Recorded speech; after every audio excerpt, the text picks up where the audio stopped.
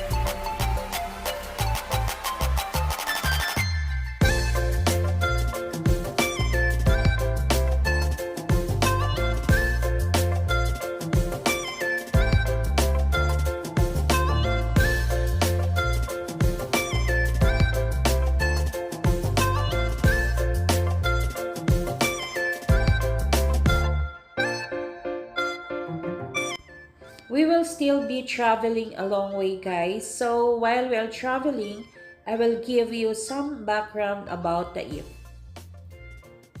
Actually, Taif is called to be the unofficial summer capital of Saudi Arabia. It is actually located in the province of Makkah at an elevation of 1,879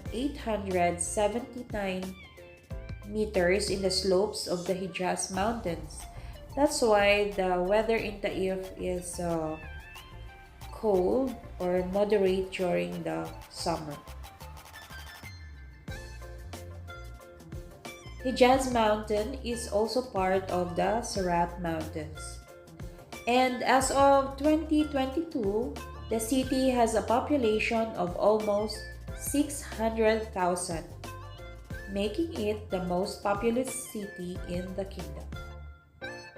It is also believed to be visited by the Islamic prophet Muhammad sometime in the early 7th century and was inhabited by the tribe of Banu Taif.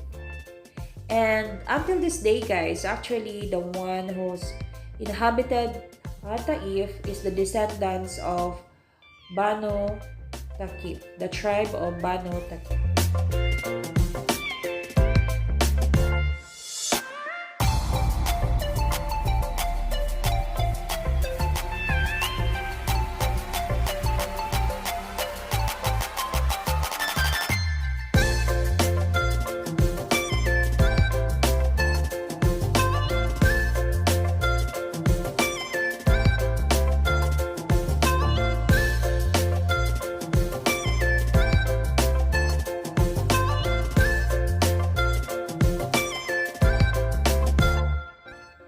Taif is also known to be the best summer destination in Saudi Arabia, as it enjoys a moderate weather during summer. It has many mountain resorts that attracts tourists. During the harsh summers of Arabia, Taif has a moderate weather. It is also the center of agriculture for its cultivation of grapes, pomegranate, figs, roses, and honey. It is also locally known as the City of Roses.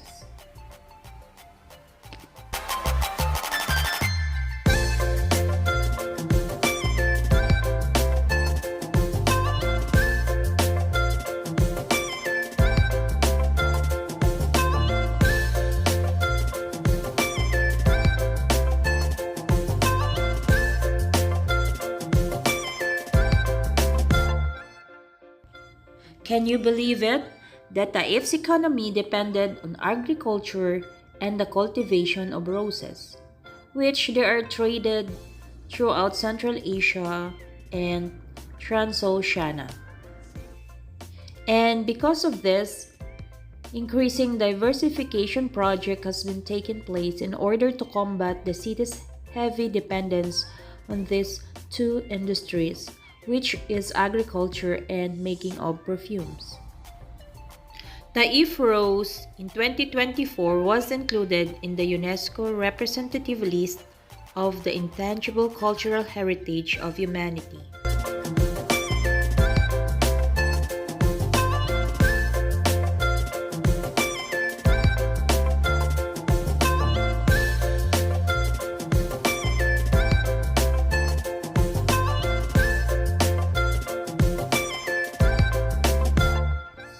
King Salman of Saudi Arabia inaugurated the new Taif project on October 1, 2017. It is actually a $3.9 billion project, aiming at establishing a new international airport in the city, dubbed as the Taif International Airport. Renovation and modernization of the historic Souk Ukaz, and a lot more projects that will boost the economy of the city.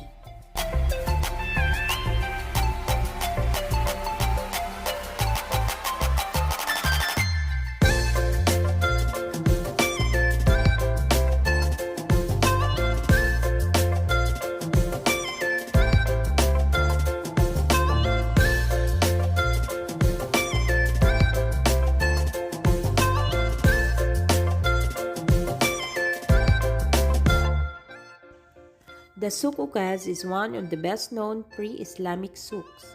Was not only a market, but in many ways a historic theater where socio-political and commercial exchanges took place between the tribes of pre-Islamic Arabia. You can also find a lot of historic mosques here, like the Mosque of Abdullah ibn Abbas, the Mosque of Adas, and the Masjid al-Kantara.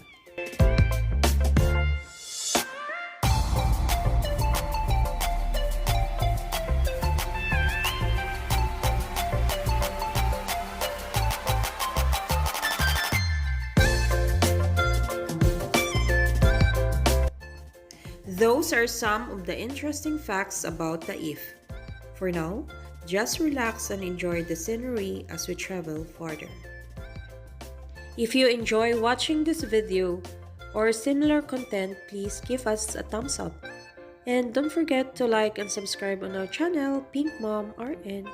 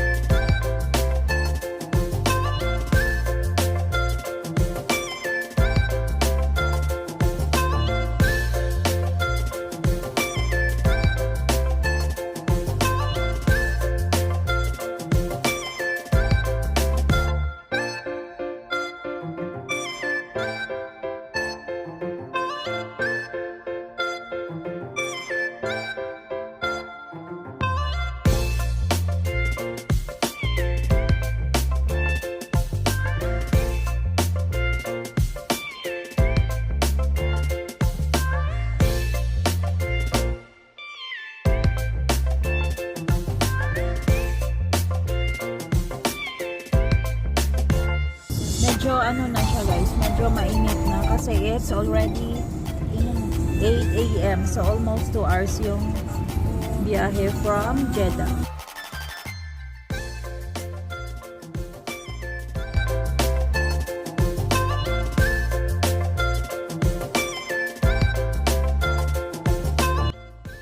We are here in Taif, guys. So, as you can see, madami kayong makikita na cable cars. And then, yung dinadaanan natin, in between po siya sa mga mountains, stone mountains actually, guys. So, yan, ang daming cable cars. At ang ganda ng tanawin at ang mga bundok, guys. Super ganda talaga. Pag andito kayo, parang ma-experience nyo talaga yung wow, papawaw kayo talaga, guys. And that is here in Saudi Arabia. So, yan ang mga ibang pics na nakukuha ko doon, guys. 'Di ba? Ang ganda.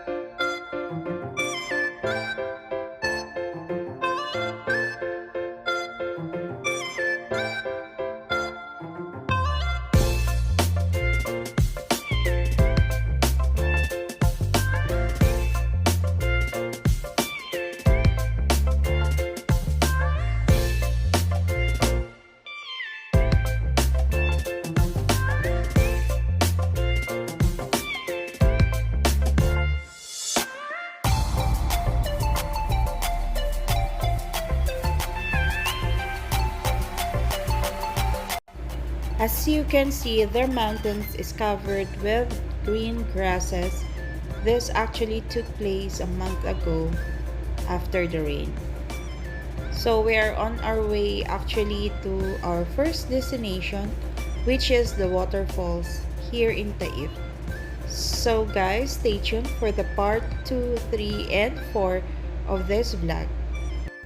For now, I'd like to say thank you guys for watching this far and have a nice day. God bless everyone. See you in my next vlog. Bye!